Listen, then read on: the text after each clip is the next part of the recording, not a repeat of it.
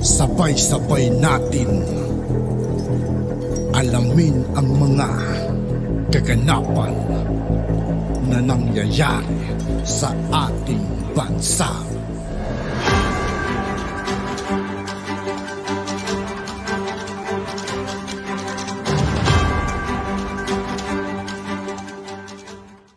Yo, what's up mga kaibigan? This is I2K po again.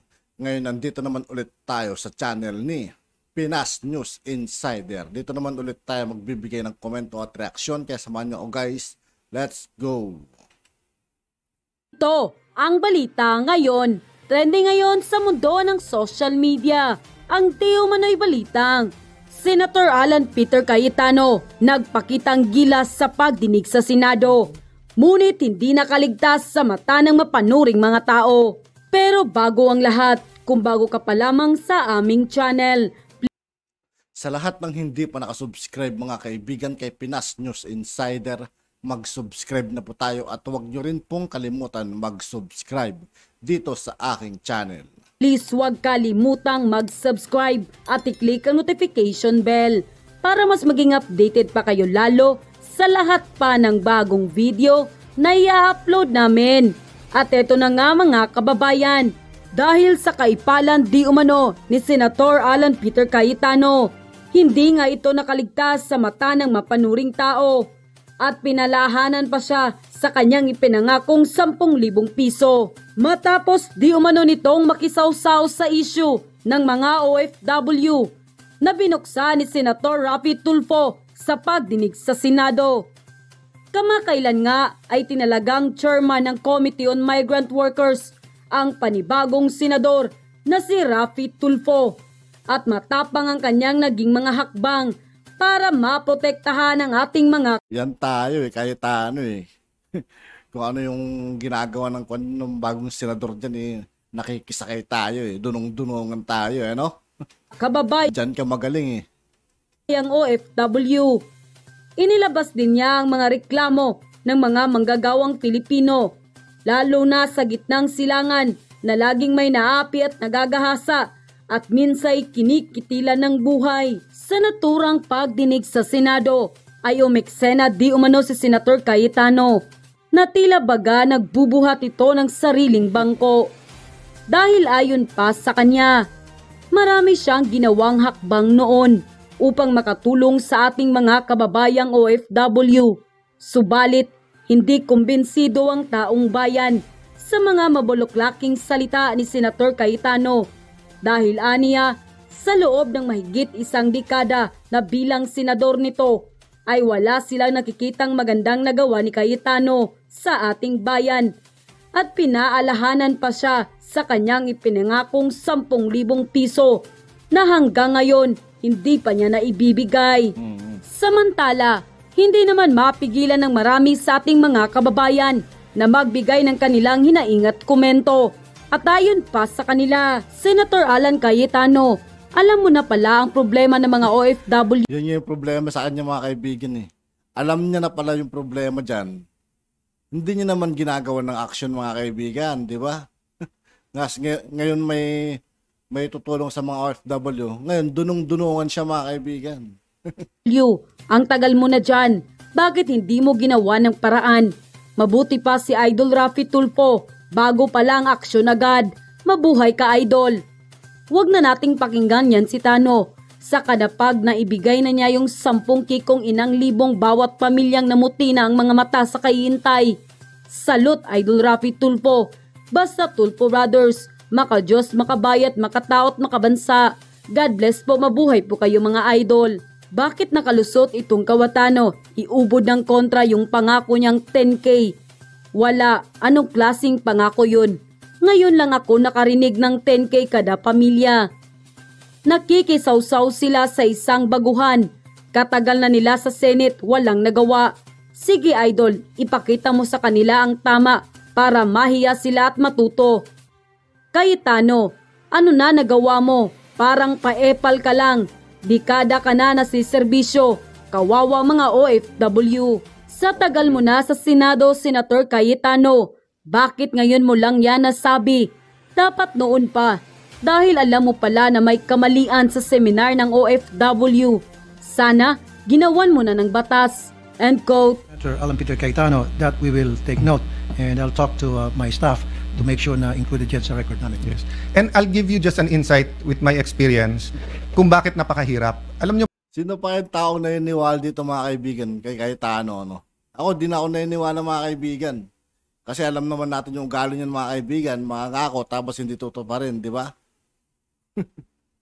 po nung ibabansa natin sa Kuwait, ang nagrarally po yung mga recruiter at yung iba pa nating kababayan eh. Bakit po? Kasi napakamahal po ng charge ng both recruiter on the side ng Kuwait at sa Pilipinas. So dalawa po problema, yung kafala system, which is the sponsorship system. So pagdating doon, you cannot do anything without your sponsor. Kukunin passport mo, hindi ka pwedeng lumayas. So katulad po ngayon, no, after 2018, nakumbinsin natin ang ating mahal na Pangulo at Kabinete, and thank you to the Senate during that time, from 100 million, ginawa ng 200 million yung legal assistance fund. At nung araw, hindi pwedeng yung abogado ay pumasok pag sa pulis pa lang. Dapat nasa korte na. But during my time there, I'd like to thank Yusek Sara Ariola who's here today. Inayos po nila na nasa presinto pa lang at saka naka-retainer na ang mga abogado doon sa mga lugar na maraming problema. No? Kasi minsan pag nasa kulungan na, mabigat na yung problema. But my point is, Your Honors, my dear colleagues, is that and also the assistance to national, no? It was from 400 million increased to 1 billion. Halos hindi natin nauubos yan until nagka-pandemic. So ang problema ngayon hindi yung pera. Ang problema ngayon yung kafala system and together with yung laki ng binabayad. So kung ikaw ay isang ordinaryong family sa Kuwait at 100,000 halos abot ng milyon kung isa o dalawa kasambayang kukunin mo, natural galit na galit ka pag lumayas. Kasi you'll have to pay the same amount. So this was something that we tried to talk again, pero medyo hindi nagsasama-sama at iba't ibang mahensya. Believe it or not, Your Honor, Senator, pangalawa't huling sumbong ko to sa iyo, sumbong kay Senator Tulfo. When I asked for a meeting of all agencies and all departments that have anything to do with OFWs, and we sponsored it sa DFA, so pati DepEd, meron po silang tungkol sa OFW. Yung sa Muslim Filipinos, meron po sila tungkol sa Hajj. Yung pong Commission on Filipinos Abroad, no? Alam mo, halos mag-iyakan kasi first time daw na nagkaroon ng ganong pagsasama-sama. At nung umalis ako to run for Congress, sinabi ko, Alam mo, totoo yung mga pinagsasabi ni Cayetano mga kaibigan, ano? Dami niyang alam, ano? Pero wala namang nagawa. kay Secretary Bello, Sec, co-chairman ka ha, ituloy mo. I don't know why hindi na nagkaroon ng ganon. So I'm hoping now, through your committee, lahat ng ahensya that has to do with OFWs, including TESDA, because bumabalik din yan for retraining, di ba? Would be able to find a home and a venue with you na sila magkausap-usap, no? So the point I'm making here is that if itatago nila yung katotohanan na pera ang dahilan, kaya hindi natin tinitigilan ang padala. Pero hindi gumastos kasi ng malaki. So it's no excuse, di ba? Kahit gumastos ka ng malaki, hindi mo dapat saktan, hindi mo dapat abusuhin. But now you will understand why they start looking at them as property. Kasi feeling nila sa laki ng perang binayad nila, amin ka. And sadly, minsan pag may naabuso at may nagre-rape, yung ibang labor attaché, hindi ko nila lahat, very minimal. And minsan sa embassy din. Ang nakikiareglo pa, opisyal natin. Nangyari mismo sa kapitbahay ko. Umuwi, utang-utang, pumunta sa akin. I think at that time, konsehal pa lang ako. Tapos sabi sa akin, sir, ubus kami ng utang kami.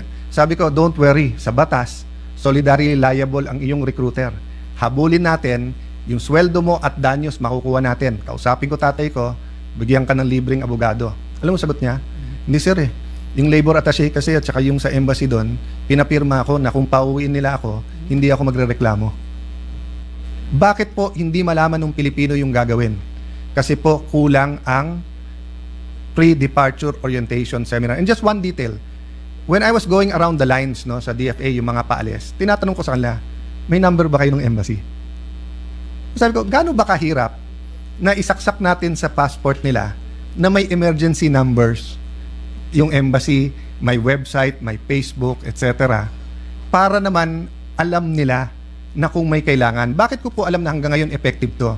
Kasi po nung bago yung Clark Airport, pinasyalan ko, hinihingan ako ng calling card ng mga ng mga OFW at sabi, sir, para may matawagan naman kami kapag ka nagka-problema. Ibig po sabihin, umaalis ang mga kababayan natin, ang alam lang nilang number, yung recruiter nila at yung sasalong recruiter doon. Senator Alan Peter Cayetano. I would like to put it on record, Madam President, so that everybody will know.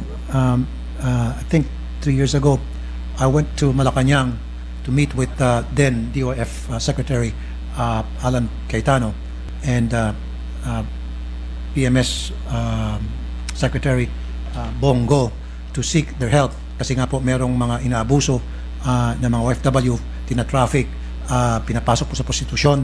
I asked for their help and the two gentlemen were able to help me. If I forgot to thank you then, I'm thanking you now, both gentlemen. And doon po sa sinabi kanina ni Senator Cayetano, yung sa passport na kinukumpiska, tama po kayo, hindi po dapat yan kinukumpiska. May patakaran na po, may pag-uusap na hindi dapat kinukumpiska yung mga passport para in case of emergency, yun ang po pinaka-ID nila na para sila ay pwedeng humingi ng tulong sa embahada natin o sa mga pulis doon. The problem is, hindi po sinusunod yan ng mga employers, particularly mga Arabo. So there are so many times na kapag yung OFWs natin nakaalis ng bahay o tumakas dahil hindi na po nila matanggap yung pang-abusong na kanila pong nakukuha mula sa employer, sila po ay hinuhuli ng pulis dahil nga po wala silang passport. At ang masaklap po nito, meron na pong ebidensya na sila po inabuso, marami na mga bruises, marami na pong indikasyon na talagang they were tormented, pero hindi po sila pinaniwalaan ng mga otoridad, ng mga pulis na Arabo. Yung pong pinakamahirap kasi, Madam President, sa Saudi, nagkakampihan sila. Parang sinasabi nila sa ating mga OFW, nito mga pulis na Arabo, kasalanan mo kung ikaw ay na-rape, kasalanan mo kung ikaw ay minaltrato kasi pumunta ka rito. Kung wala ka sana rito, hindi ka sana naabuso. Yan po kadalasan narinig ko po na sinasabi po ng ating mga OFW kapag sila po ay nagpag-usap sa mga pulis doon sa Saudi, hindi po silang tutulungan. And I may add also doon sa sinabi po ni Senator Cayetano, totoo po, kailangan nila ng numero ng ating mga embahada para sila po ay matulungan. But in some cases, marami na po ako natanggap na reklamo na kapag tumatawag po yung ating mga OFW, distress OFW sa Polo, hindi po sila sinasagot o walang sumasagot. And I can still remember up to this very moment, this was many years ago, ako po mismo tumawag sa Polo. Yun po ay mga bandang lunchtime. At nung tawagan ko po yung Polo para ilapit po ang reklamo ng isang OFW, ang sabi po ng taga-Polo mismo sa akin, pasensya na kasi ako'y nagbibilliards. Ayoko madisturbo. Ganun po kalala ang sitwasyon noon. Pero nagbago na po ngayon dahil wala na pong kinalaman ang POEA, ang Polo, ang OSWA at ATN. Yan po ay kinonsolidate na sa isang departamento at yun po ay Migrant Workers Office. So isa lang po ang tatawagan ng ating mga OFW na kailangan ng tulong. Pwede po silang tumawag sa isang hotline directly para itong hotline na ito magbibigay sa kanilang rescue in case of an emergency, or they can call their relatives here in the Philippines and their relatives will get in touch to that hotline. Unlike before, tatawag ka ng POA, tawag ka ng OWA, OMWA, marami tinatawagan. Now, with the creation of Department of Migrant Workers, isa lang po pwedeng tawagan, yun nga po yung hotline, or if you prefer, sa Migrant Workers Office. And isa pa nga po, yung nabanggit po ni Senator Cayetano, na yung mga OFWs natin na papagod, I've heard stories na 3-story building, 3-story building, and 5 family ang nakatira doon sa 3-story building at isang OFW lang po ang nagtatrabaho. Just imagine, kung dito nga po, in my case, halimbawa, meron po akong 5 kasambahay at 2-story lang po yung tinitirang kong bahay, napapagod na po yung mga kasambahay, tinutulungan pa po namin. Yung pa kaya, 3-story building, 5 family at isang OFW lamang po nagtatrabaho. Pag nagreklamo po, nasasaktan, nabubugbog at hindi pinapasweldohan at yung sinasabing ginugutom, tutupo yan, hindi po pinapakain. Kung pinapakain man, panis-panis po. Kaya kadalasan yung OFWs po natin, pag meron pong kapitbahay na mabait at meron Pilipino na swerte, ang kanyang amo ay mabait, nabibigyan po ng pagkain na parang hayop na tinutubungan ko sa Bisaya na para makakain lang siya. So ganun po talaga kay katindi yung mga sitwasyon na sinasapit po ng ating tinatawag ng mga bayani. Tinatawag natin sila mga bayani pero ang turing natin sa kanila hindi mga bayani, pinapabayaan natin sila na para mga basahan. But this time, under my watch, bilang committee chairman ng Migrant Work. At yun na nga mga kababayan. At yun nga po mga kaibigan, dito po nagtatapos ang ating reaction video.